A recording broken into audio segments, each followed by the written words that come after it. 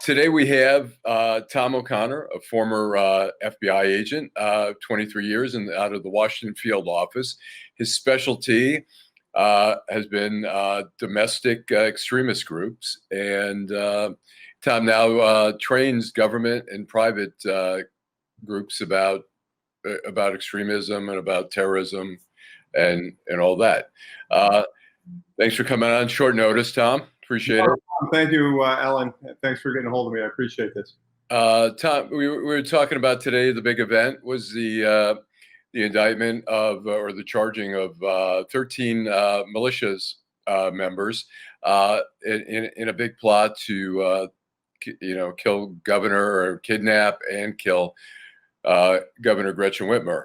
And so, Tom, you've had a lot of experience in this area. You've read some stuff about this. What's your read on this? What's going on? And so I don't like to get involved in cases that are ongoing as we're talking here, but what's hit the press is disturbing. And I think the overall portion of it that disturbs me the most is the number of people involved.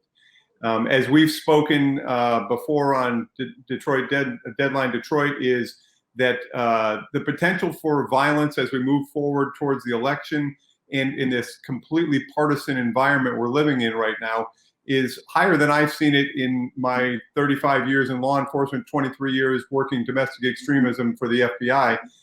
And the interesting part of this is that it wasn't the one-off lone offender who separated from a First Amendment activity, whether that be membership in a militia or other extremists, what would be considered extremist groups on left or right, and went to violence. This is a number of people who plotted to do something extremely serious, like taking the sitting governor of a state hostage, and that's just that's disturbing at best. And unfortunately, I hope that this is not just the beginning of more violence as we move forward towards the election and following the election as we see. And hopefully these types of cases can be infiltrated. They can be disrupted through community involvement, through see something, say something.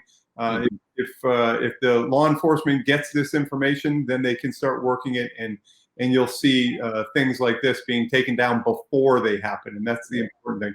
The FBI and their local partners did an amazing job in putting this case together. Right. U.S. attorneys, states attorneys, and this is the way it should be for law enforcement. Make it happen before someone gets hurt. Right. We saw in April of 1995 with the Oklahoma bombing, and really the best that the federal government could determine was that it was really just two people involved, Tim McVeigh and Terry Nichols. In this case, do you expect to see more of this, or is this an aberration, or what's? Well, I mean, I'm not going to say, I guess I think the potential is there, right? Okay. Because we are so separated in our society right now, and that push is being done from internally, trying to separate the political sides to the extremes, and then we have to see what the director of the FBI, what other government agencies have been saying about external interference and pushing of our system to make the people in the United States second guess everything that's coming down. As we look at this case, it comes from an anti-government movement type of extremist ideology, but it is going from the COVID-19 restrictions that are CDC mandated, but aren't being followed by many, and many feel that the mask is a political statement now. When I mean, it's just madness, right? So then you're seeing the Second Amendment rallies where people are showing up armed, and they have a First Amendment right to do so. But they go to the extent that these guys have done to plot and plan going forward for violent actions. And interesting thing, I haven't seen what the federal charges are for these subjects. It was said that they were charged with violations in federal court, Right. In state court, you saw that they were charged with assistance to terrorism, and that can't be done in a domestic extremist case in the United States under under 2331, where Right. domestic terrorism is defined. There is no charging document unless they can bring in the explosives portion of it. But kidnapping is actually defined as one of the predicate offenses in the federal definition of domestic terrorism. But in most cases, there is not a ability for the federal government to charge for domestic terrorism. They'll charge for other things, and the person will still go to jail, but they won't be called a domestic terrorism by legal definition. Right. Now, the governor and President Trump have had a lot of conflicts, and President Trump has tweeted, liberate Michigan when she was putting a lot of restrictions on the state. And there still are a fair amount of restrictions, but far less than there were before. They've gone back and forth. And during her press conference today in responding, she put some of the blame on Trump, saying that he was sort of fanning the flames and trying to turn people against her. How do you read into that? I know that's a very politically charged area. Well, it is if you're going to talk about one side or the other is doing this or doing that. The way I look at it is political figures, people in power, if the things they say can be taken by people in different veins, right? So we saw most recently with the Proud Boys during the debate, right? The word just—that's what you want to call it. Exactly. It didn't come up. The word didn't come up in my head because really.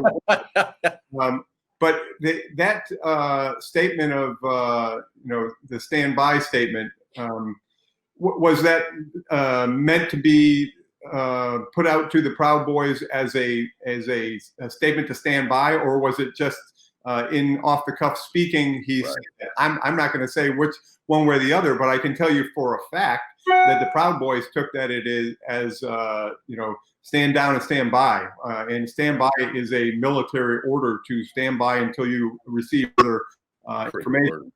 It doesn't really matter what the intent was; it is how it's perceived. Because you can see that Proud Boys now have T-shirts that say stand down, stand by, and that's the way they took it. It doesn't matter what the intent was; it is how it was perceived. And words matter in a lot of these events. So these people that we're talking about obviously took those CDC federal guidelines, which were implemented to stop the spread of COVID-19, and they took that as an overreach of the government, as we talked about last time I was on your show.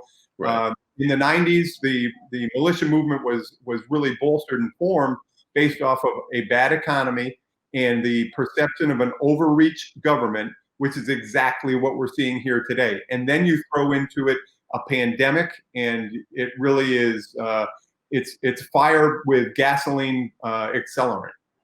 It seems these guys, I mean, they seem very serious from everything we see in the affidavit. They were intent, but I mean, it's interesting and maybe a little naive. And the question would be, I'm going to ask you in terms of your experiences with extremist groups like militias and whatever.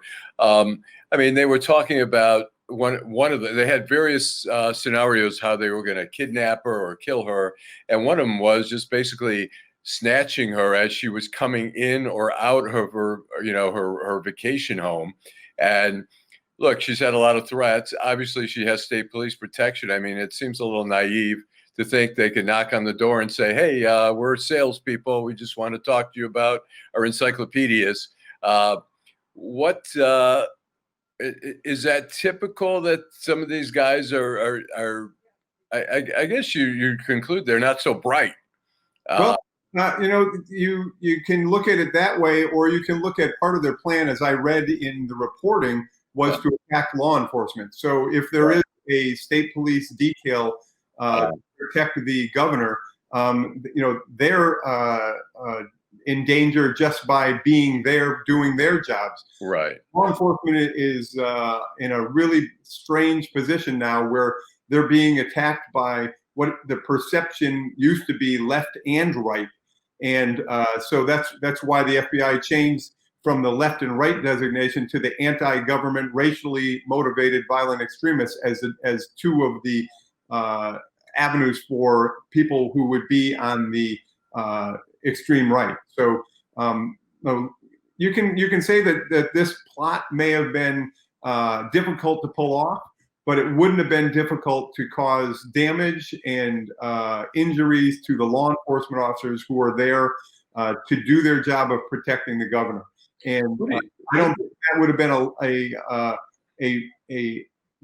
a loss for this group if they had pulled off killing police officers. That was part of their doctrine, as they stated during their taped interviews or their taped conversations with the informant, as the news is reporting. Right. And what do you make of that? They were trying to expand there. Usually groups try to stay very tight, and they were obviously at some point concerned about infiltration by law enforcement. At the same time, they were like, let's go to the Capitol and recruit more people, and let's get more people involved. What do you make of that? It's sort of a little bit in conflict.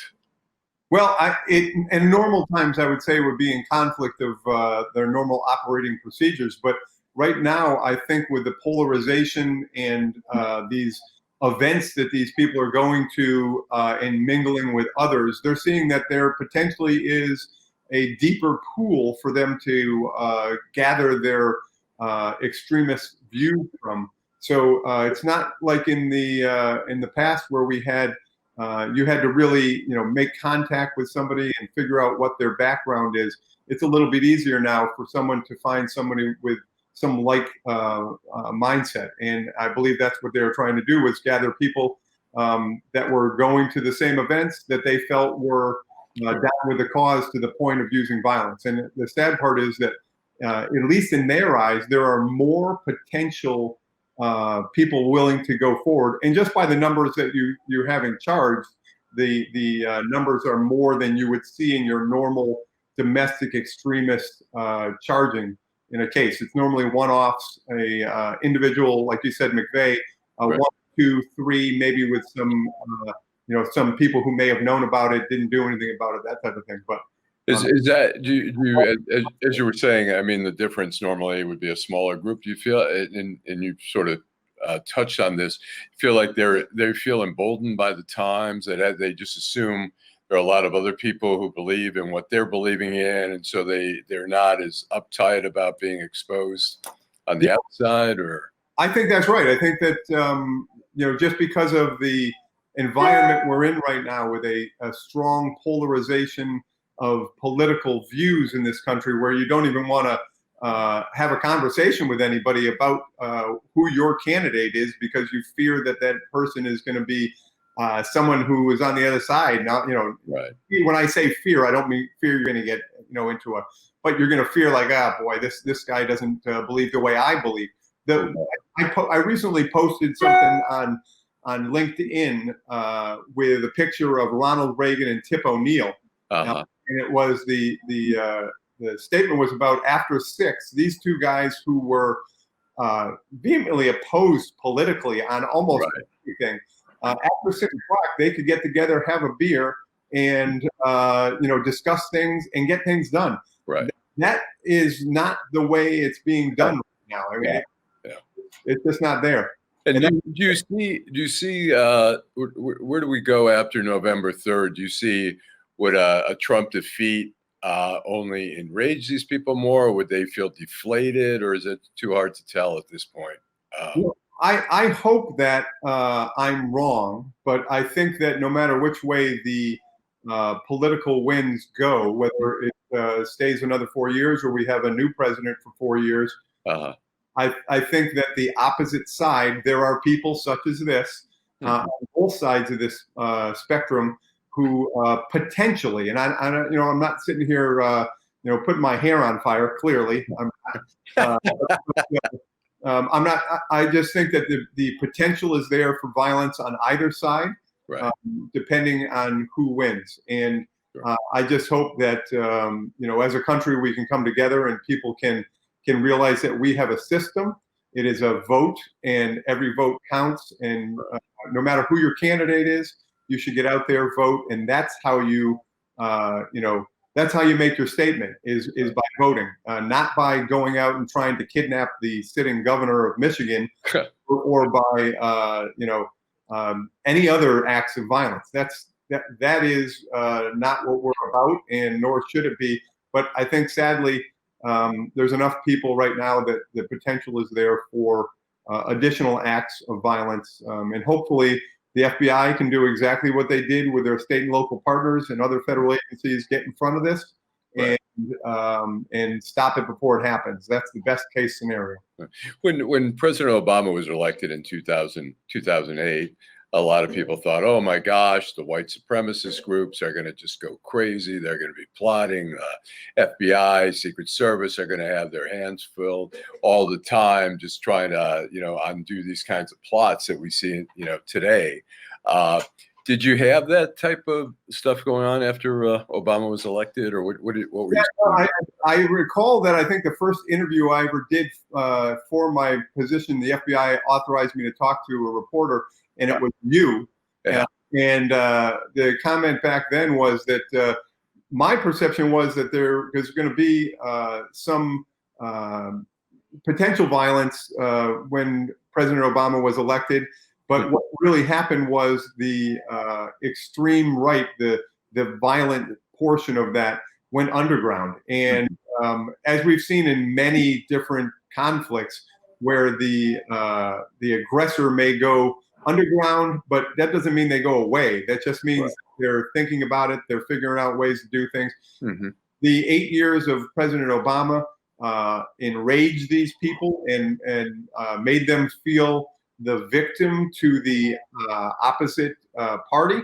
And, in any form of terrorism, one of the things you have to do to radicalize a person or to become radicalized is to believe that you are the victim of something, whatever that happens to be. Right. And that the only way for you to overcome that is to get involved in one of these episodes like we're talking about here today. Clearly, these people feel like they were victimized by the COVID-19 restrictions. I posted when this first broke, I posted something online, and one of the first responses I got was a person that wrote back and said, "Isn't kidnapping of the citizens by restricting their actions due to COVID, isn't that kidnapping?" And my response was, no, that's actually CDC guidelines, and these knuckleheads are about to see another set of guidelines, and that's the sentencing guidelines. But that was interesting that one of the responses was somebody saying almost, hey, I get why these guys are doing what they're doing. Sure. These COVID restrictions are also an overstepping of government's Sure. where we go back to the 90s with the militias. It is just happening all over again. But you throw in the use of the internet now, the social media platforms, the ability to communicate in encrypted settings, and the conspiracy theories that are just spinning up, the QAnon, all these things. QAnon is now not just a bunch of people that have some bizarre thoughts about pedophilia overtaking and the president being the only person to save the world from these democratic pedophilia followers, right? I mean, it's crazy, but sure. But that's now gone international. In Germany, they're having problems with QAnon. So, this is a strange time, and I think the internet and the ability to communicate has only once again thrown accelerant on the fire of extremism. Sure. Okay. Well, I really appreciate you taking the time out. It's always great talking to you. And thanks. Great talking to you, Allan. I appreciate it. And that was a great article with a lot of really good detail in it. And thanks. Thank you.